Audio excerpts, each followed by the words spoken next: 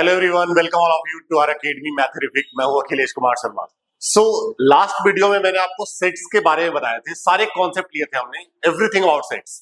इस वीडियो में मैं सेट्स के इंपॉर्टेंट क्वेश्चन ले रहा हूं, क्लियर है, जो अच्छे खासे लेवल के एग्जाम में आते हैं। यहाँ पे मैं कुछ फॉर्मूले पहले आपको बताऊंगा।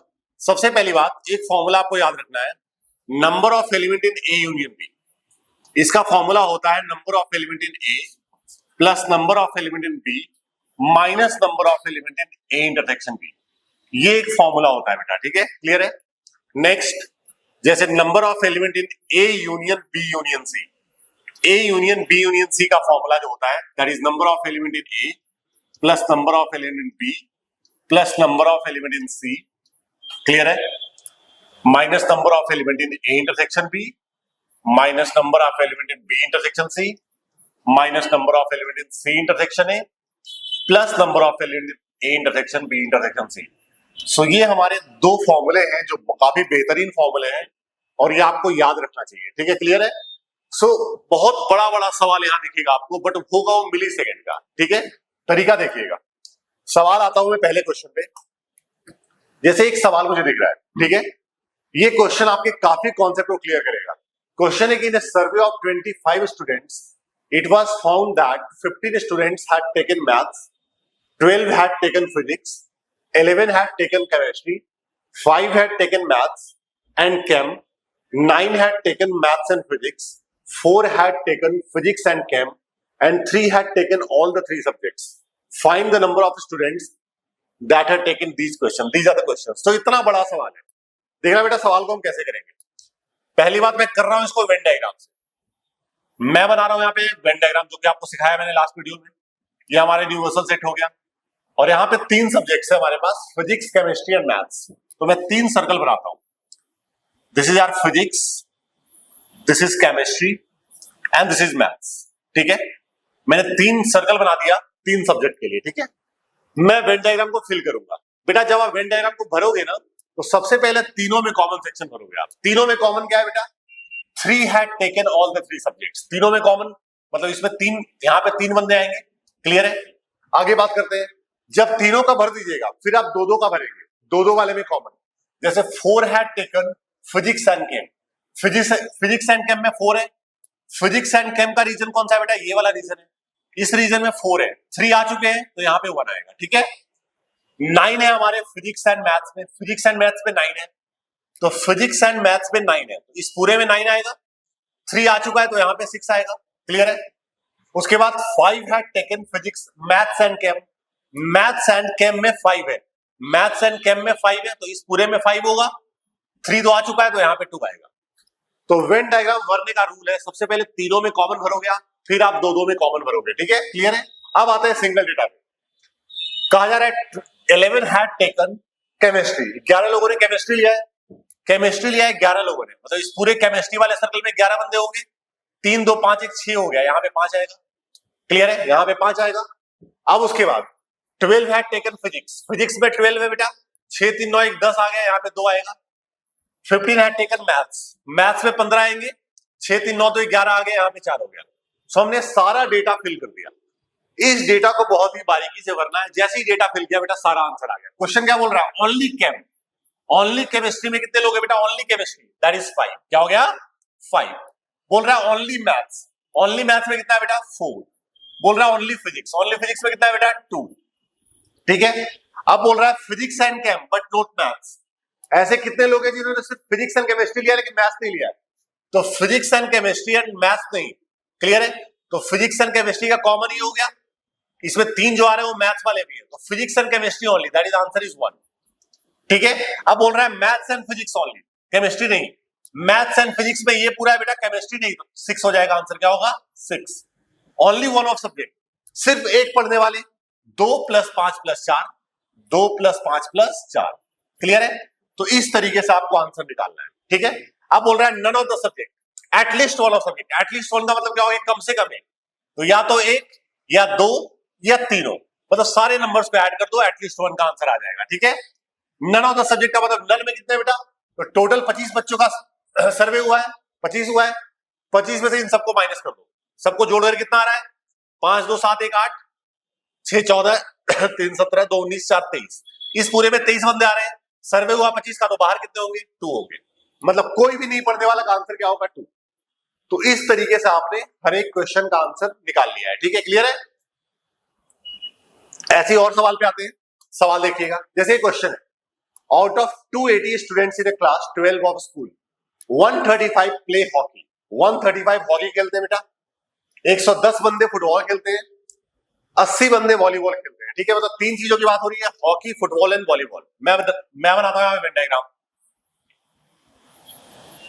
Hockey, football and volleyball, hockey, football and volleyball, circle बना दिया 3 मैंने।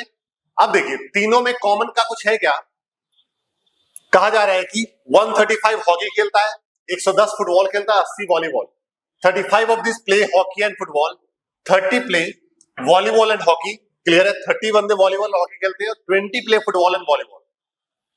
उसके बाद कहा जा रहा है also each one play at least of the 3 game, मतलब कि कोई भी बंदा इससे बाहर नहीं है। क्लियर है?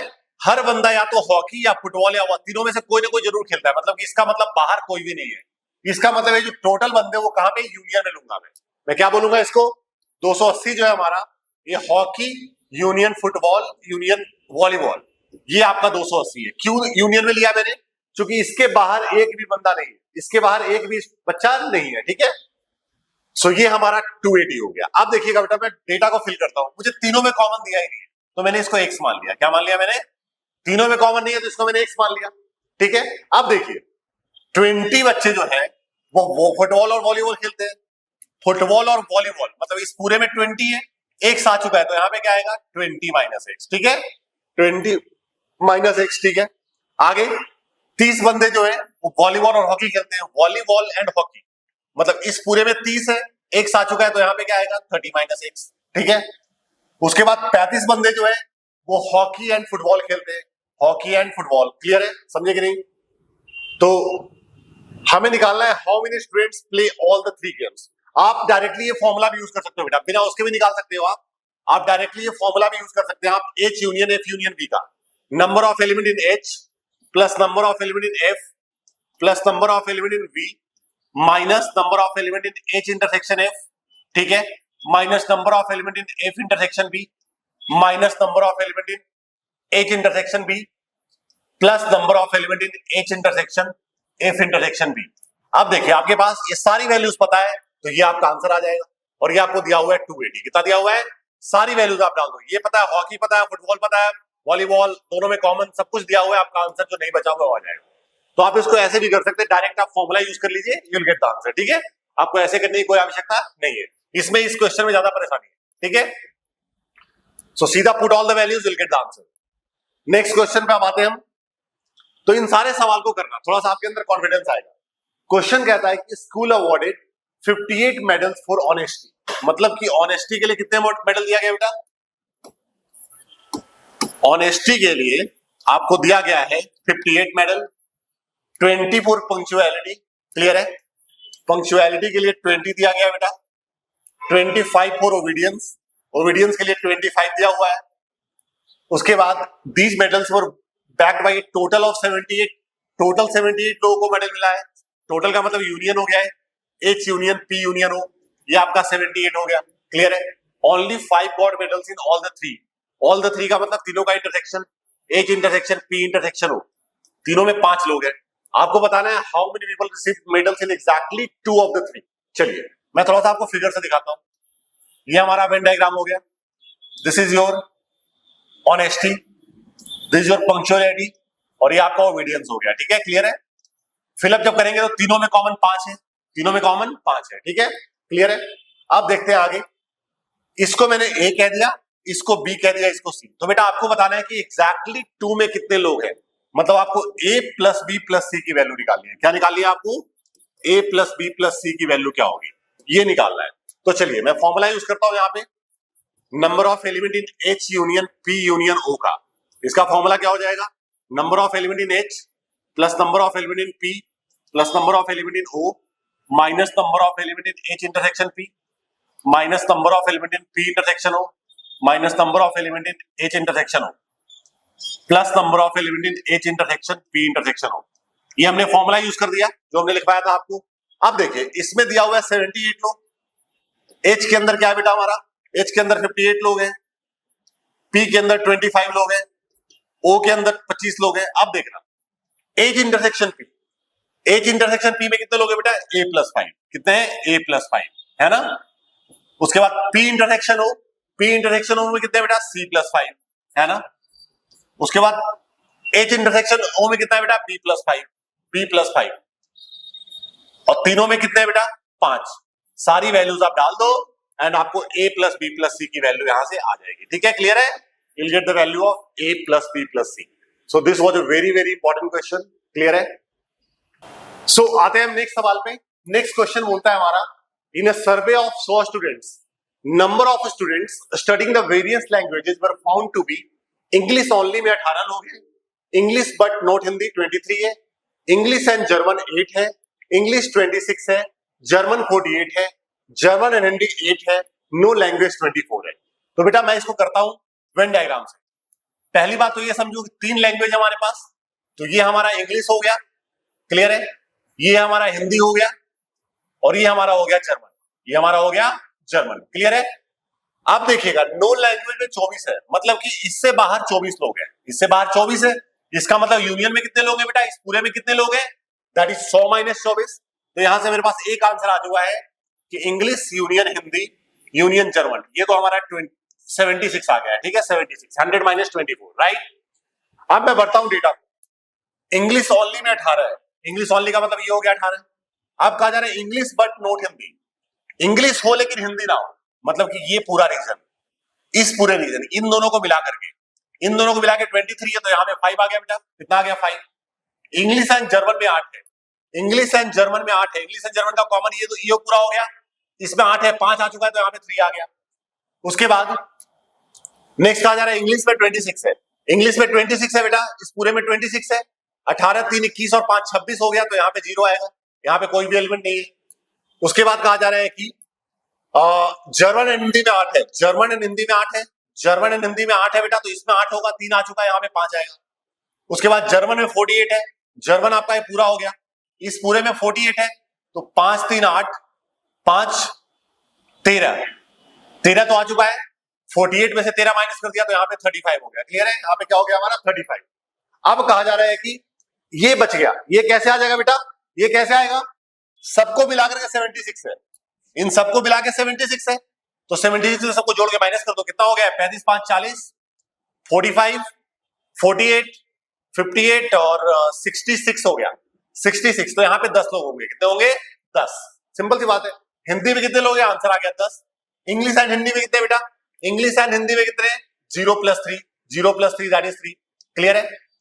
उसके बाद इंग्लिश हिंदी एंड जर्मन तीनों में कितने हैं, तो आंसर इज 3, तीनों में कितने हैं, आंसर इज 3। तो सिंपल सी बात है, सीधा आपका आंसर आ गया। तो आपको समझना है, हर एक पॉइंट को ध्यान से देखना है, डेटा को फिल करना है, और आपको आंसर आ जाएगा, ठीक है, क्लियर है। आगे बढ़ते हैं हम नेक्स्ट सवाल पे। सो क्वेश्चन है, यूनिवर्सिटी 100 बच्चों का सर्वे हुआ, 15 को मैथ्स ऑफर किया गया है, मैथ्स ओनली है ना, 12 को स्टैट्स ओनली, 8 को फिजिक्स ओनली, मतलब मैथ्स स्टैट्स और फिजिक्स की बात हो रही है। तो मैं पहले भर देता हूं वेन डायग्राम, ये हो गया हमारा मैथ्स, ये हो गया स्टैट्स, और ये हो गया फिजिक्स, ये हो गया हमारा फिजिक्स, ठीक है। मैथ्स ओनली में 15 बच्चे हैं बेटा, 15, तो यहाँ पे 15 आ गए। स्टैट्स ओनली में 12 बच्चे हैं, तो यहाँ पे 12 आ गया। 8 फिजिक्स ओनली में 8 बच्चे हैं, तो यहाँ पे 8 आ गया। 3 डेटा हमारे पास आ चुका है। आगे 40 ऑफर्ड फिजिक्स एंड मैथ्स, तो देखिएगा, तो ये तीनों में कॉमन मुझे नहीं दिया हुआ है, ठीक है, तो इसको मैंने x मान लिया, ठीक है। तो फिजिक्स एंड मैथ्स हमारे पास 40 है, फिजिक्स एंड मैथ्स में 40 है बेटा, मतलब इस पूरे में 40 है, तो x आ गया यहाँ पे, तो यहाँ पे 40 - x हो जाएगा, क्लियर है। उसके बाद 20 offered physics and stats, physics and stats में 20 है, यहाँ पे x आ गया, तो यहाँ पे 20 - x हो जाएगा। 10 offered maths and stats, maths और स्टैट्स में हमारे पास 10 है, x आ चुका है, यहाँ पे 10 - x आ जाएगा। सारी वैल्यूज मैंने भर दिया। अब कहा जा रहा है 65 ऑफर्ड फिजिक्स, यहां से x आ जाएगा। फिजिक्स का मतलब क्या हो गया, इन सबको ऐड कर दो, सबको ऐड करके 65 से इक्वेट कर दो, that is 40 - x plus x plus 20 - x plus 8, ये आपका 65 है, यहां से आपकी x की वैल्यू आ जाएगी, ये x कैंसिल आउट हो गया, तो बच गया आपके पास 68 माइनस एक्स इक्वल टू 65, तो एक्स की वैल्यू 3 आ गया। एक्स आ गया बेटा, सारा डेटा भर दोगे आप, ये 3 हो जाएगा, ये आपका 37 हो जाएगा, 17, 7 एंड सो ऑन, सारा डेटा फिल हो जाएगा। अब कहा जा रहा है मैथ्स कितने लोगों को ऑफर किया गया है, ठीक है, मैथ्स कितने लोगों को ऑफर किया गया है, तो भाई ये सब कुछ पता है, सबको ऐड कर दो। स्टैट्स कितने लोगों को ऑफर किया गया है, इन सबको ऐड कर दो, सारी वैल्यू एक्स तो पता ही है आपको, तो कुछ भी आप निकाल सकते हो, ठीक है, क्लियर है। व्हाट आई मीन टू से, तो अगर आपने वेन डायग्राम को फिल करना सीख लिया, बड़े बड़े सवाल आप चुटकियों में कर सकते हैं, ठीक है। सो आई बिलीव सभी को समझ में आया होगा। वीडियो को लाइक सब्सक्राइब करना ना भूलें। Thank you so much all of you.